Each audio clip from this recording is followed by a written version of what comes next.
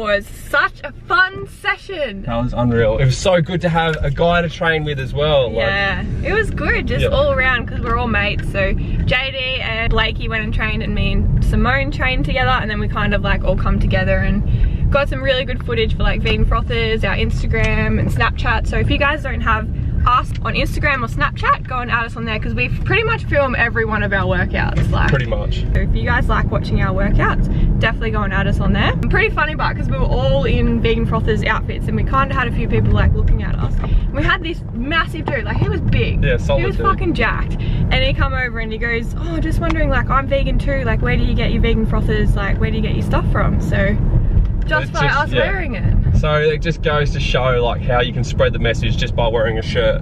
Like something so simple is a form of activism in a way when you think about it. And it was 100%. So good. So that was at the end, so it just like made our session just so much sweeter. So we are all going to Sierra Bar. Sierra Bar. We keep calling it Sierra Bar, apologies. It's Sierra Bar in Burleigh, because they have made the decision, I don't know the date, I'll pop it up on the screen, but they are going full vegan. Yeah, so good. So exciting. So that just kind of breaks that myth of a lot of vegans saying that you have to just eat at 100% vegan restaurants, because we're not believers in that, because we feel if we go to either vegetarian or if there's places that serve vegan food, you put that demand in and then look what happens. Supply versus demand. Yeah. Like supply and demand, that's all it is. I think it's a great move. Like it's so good to see more and more vegan places opening, because that just means that there's more and more vegan people like converting. God.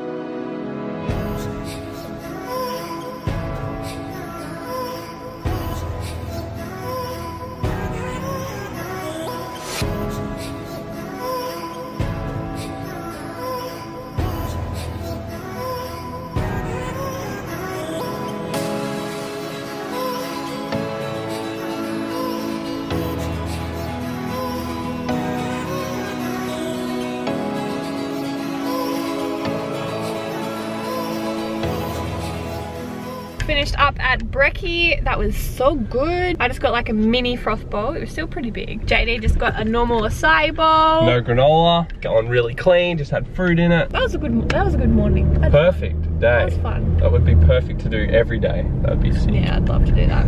Now we are going to go and get our groceries, because we're pretty low on food. So we're going to show you every single thing that we buy from the grocery store when we get home. So it's going to be very clean foods, high protein, because we're still trying to build muscle at the moment.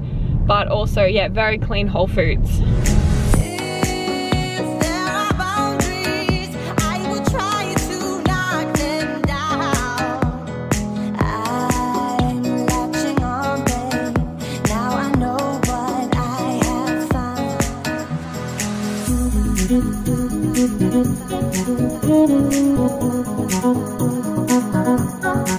Alright guys, we've just laid out all our groceries.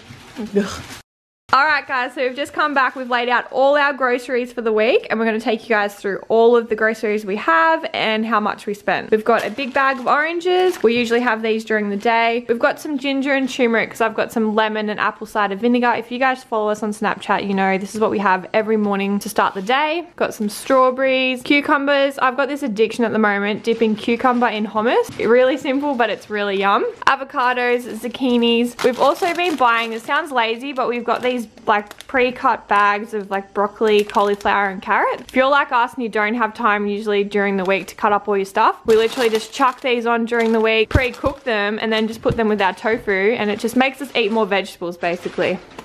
And also shredded carrot. We've got our pancake and a proe and a pancake as always. We've got 4 of those. So these are one of our replacements for like desserts. So if we're gonna have desserts with this cut, we always make sure it's got protein in them. So we're either having pancake and a proe, or we're having rice flakes with protein powder and strawberries on top as well. So pro oats or protein pancakes. Okay, to clarify, we went to Coles, IGA and Aldi, only because we had to get like certain things. So we got some black chia seeds. These are really good for our digestive system. Also really high in omegas, which you don't get too many omegas being vegan, so chia seeds are a really good way. We just got some organic dishwashing powder. We got these itsy bitsy bears as just like a little treat for us during the week. Ooh, yeah. My potatoes I'm prepping. Why are you putting them on the floor? Because there's no bench space, Shrimp. Oh.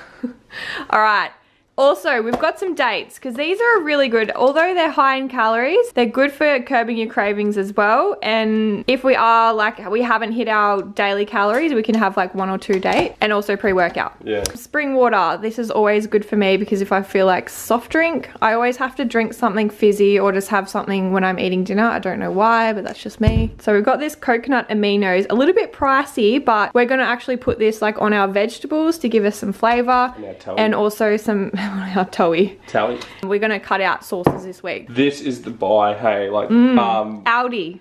Yeah, so good. Organic tofu. Yeah, this is just from Aldi for $3. So one of our subscribers, Cody Russell, shout out to you. He got us onto this, and we're stocked up, as you can we got see. a bit of there. Rice flakes, like we said, so we make our pro oats with that. Always got some black beans in the cupboard there. And we got some coconut milk for some good fat, and also some almond milk. And that's everything, I'm pretty sure. So all up, oh shit, I just kicked your potatoes. God, you bloody potato. So all up, that whole shop cost us $170. That's cheap. That's so cheap. That will do us easily a whole week, guys. So if anything, we might need maybe some more fruit. Yeah. Fruit and veg. Everyone thinks that being vegan, it's really expensive. It's actually cheaper when you think about it. $3 for your protein source of tofu, rather than having a steak for like $15 or, you know. It's a lot cheaper. It's so expensive. And better for your body, guys. Like, to digest tofu compared to digesting a dead animal's flesh through your digestive system, it's so much easier on it. And trying to absorb that protein, you're not going to absorb as much as if you're trying to absorb protein from tofu or plant sources, because you actually absorb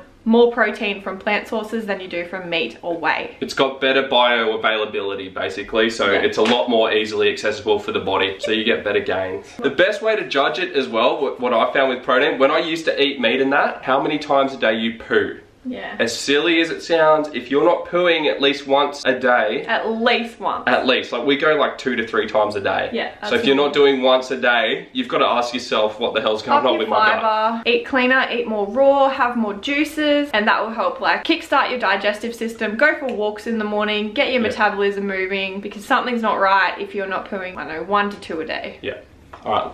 Enough poo talk. That's enough. Alright guys, so we wanted to sit down and talk to you guys about our body composition scans, because last Thursday we all got our body composition scans, pretty much to just give us a breakdown of all areas that we need to work on, and also give us a starting point. Like, we don't think they're 100% accurate, but if you go to the same machine every single time and you compare each scan to your last scan, it can give you a really good breakdown of the areas you need to work on and what is actually working for you. Yeah, provided we go to the same one every time, it should give us a roughly close estimate of what we're at. So the main things we were concerned with from this scan was our body fat percentage. So I'm actually sitting at 8.8. So again, it's not 100% accurate, guys, but it gives us a starting point and something to compare to down the line. When you get your next scan, you can see how much it's fudged. Exactly. What are you at? I am at a whopping 18.6. That's not that bad. No, it's not that bad, but I thought I would probably be sitting at around 15, maybe 14%, but it's a good starting point, and I know it's probably a lot of water weight as well. So once I lose a lot of water weight, I haven't done any cardio so far, so once I sweat out those toxins, I think I'll dry up a lot more and lose a lot more body fat. And it is different for women as well, like, because you've obviously got your hormonal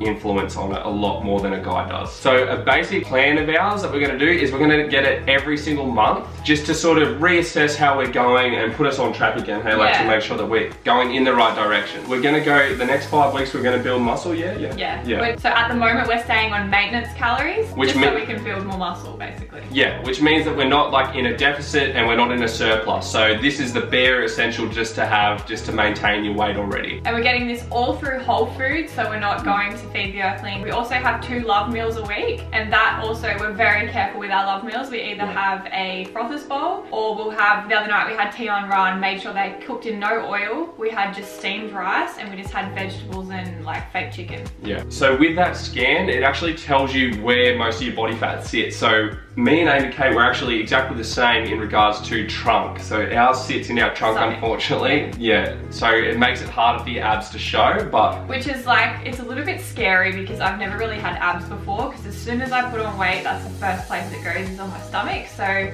I have been training abs probably 2 to 3 times a week and obliques as well. So that is going to be scary to me because I won't be able to see my abs probably till the last 3 to 4 weeks. Yeah, but you've just got to have confidence in your prep. Like, we don't have an exactly set plan because we know that we're going to expect to have to make changes along the way. Like, that's the whole thing. This is a whole brand new learning curve for us guys. Like, but we feel we know enough. Like, a lot of people have asked us, do we have like diet coaches or training coaches? But we know so much more than I believe that any coach could actually tell us.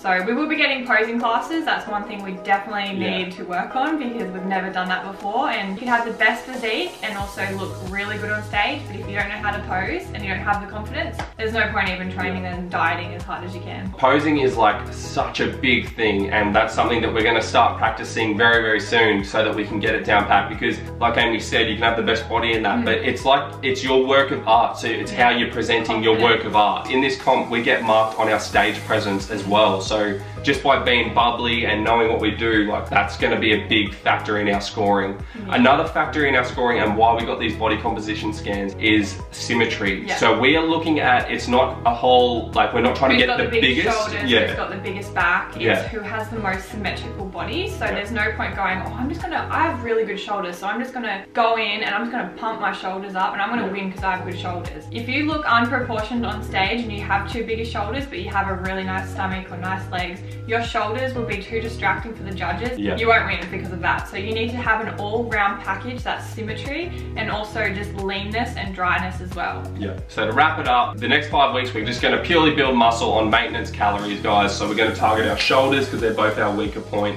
I'm going to hit some traps and lats. We're going to get those lat spreads and also just keep adding abs. That's our plan basically, and like we said, it may change every month, but we're very confident of how we're going. Everything's going on track. It's on track. Keep following our journey, guys, because we are absolutely smashing it at the gym, having a ball, meeting so many cool people, training with heaps of cool people as well. Alright guys, if you enjoyed this video, remember to give it a big thumbs up. And subscribe if you haven't already, because it does help out the channel, and we will see you in the next video. What was that?